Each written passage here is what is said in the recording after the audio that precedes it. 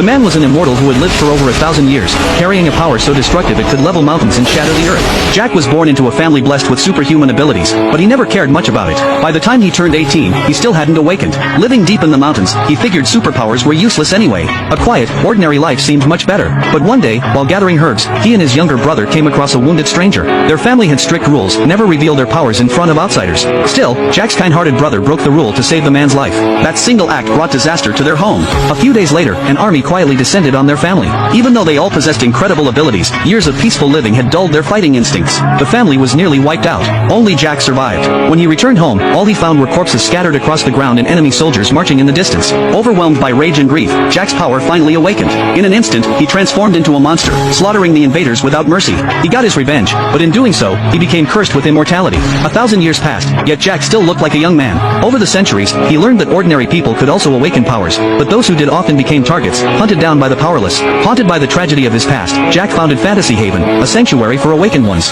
One day, he was helping a boy who had just discovered his powers, but the boy mistook Jack for an enemy, and his energy spiraled out of control. Countless glowing orbs rained down on Jack. Jack calmly explained the truth until the boy finally regained control. But at that moment, hunters arrived to kill the boy. Jack told him to run while he stayed behind to fight. Because of the earlier clash, Jack was badly injured and quickly overwhelmed. Luckily, a comrade with teleportation abilities arrived just in time.